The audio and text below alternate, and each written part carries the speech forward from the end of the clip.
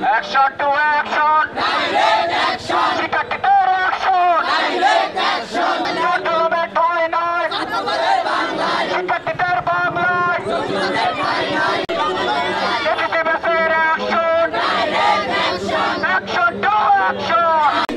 Action to action. Direct action. Mic লাগবে না এমনি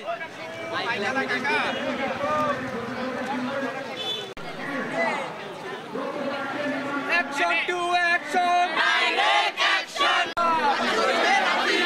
1 2 3 4 শপথ দুই কর্তাবি মানতে হবে দালালি না রাজপথ রাজপথ ডাইরেক্ট অ্যাকশন শিক্ষার্থীদের action.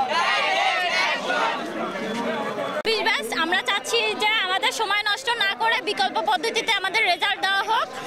আমরা আর পরীক্ষায় বসার মতো পরিস্থিতিতে নেই। আমাদের অনেক শিক্ষার্থী আছে যারা হচ্ছে এখনো হসপিটালে ভর্তি, অনেকে মারা গেছে। আমরা যারা আন্দোলনে গেছিলাম আমাদের অনেকের ইনজুরি হয়েছে, তো আমাদের মানসিক যে প্রস্তুতিটা ওইটা আমরা আর কি হারিয়ে ফেলছি। আমরা আর পারতেছি না যে হলে গিয়ে পরীক্ষা দিব। আমাদের ব্যাচের অনেক শিক্ষার্থী এখনো আহত আছে, অনেকে গুরুতর আহত এবং অনেকের পরীক্ষা দেওয়ার মানসিকতাই নেই, কারণ বিগত 1-1.5 মাস থেকে আমাদের পরীক্ষা বন্ধ হয়ে আছে এবং এখন যে পরিস্থিতি আছে চলমান, এই অবস্থায় আমাদের পরীক্ষা দেওয়া কোনোভাবেই সম্ভব নয়। তাই আমরা বিকল্প পদ্ধতিতে মূল্যায়ন চাই, সেটা হতে পারে এসএসসি রেজাল্ট ম্যাপিং করে হোক বা যে পরীক্ষাগুলো হয়েছে তার উপর ভিত্তি করে হোক, যেভাবে হোক আমাদের যদি এখানে পরীক্ষা দিতে হয় তাহলে ওইটা সংক্ষিপ্ত মার্কে হোক এবং আগে তপনের পদত্যাগ হোক। পরীক্ষার জন্য যখন টাইম দেওয়া হয় 12 মাস, তখন আমরা দাবি জানাই আর কিছু সময়ের জন্য, কিন্তু তখন আমাদের সেই সময়টা দেওয়া হয় না।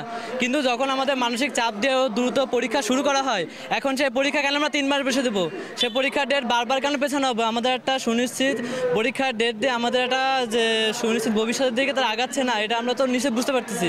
আমরা সকলে এইচএসসি পরীক্ষার্থী, আমাদের তো বিভক্ত করে পরীক্ষা দেওয়ার কোনো সুযোগ নাই যে এক গ্রুপের যারা আহত হয়েছে তারা আলাদা পরীক্ষা দেবে বা যারা সুস্থ আছে তারা আলাদা পরীক্ষা দেবে, এভাবে তো কখনো সম্ভব না। তাই আমাদের সার্বিক তত্ত্বাবধানে যে বিবেচনা রেখে আমাদের যেন দ্রুত ফলাফল দেওয়ার অথবা এসএসসি থেকে আমাদের মার্ক গ্রেস করে বা ম্যাপিং করে আমাদের যদি অটো প্রমোশনের সুযোগ দেওয়া যায় তাহলে তাই দিবে। না হলে আমাদের যে ভবিষ্যৎ নিশ্চয়তা, এটা তো ভবিষ্যতে আমাদের অ্যাডমিশন পরীক্ষার জন্য যে প্রস্তুতিগুলো আমরা নেব সেই সময় তো পাবো না। এসএসসিতে করোনার কারণে আমরা 2 বছর পিছিয়ে গেছি, এখন যদি আবার আমরা বছর পিছিয়ে যাই তাহলে তো আমাদের ছেলেমেয়েরা আমাদের সাথে পরীক্ষা দেওয়া লাগবে। আমরা কি বলবো আর কি, এই বিষয় নিয়ে তো বলার আর কিছু না, আপনারাই জানেন।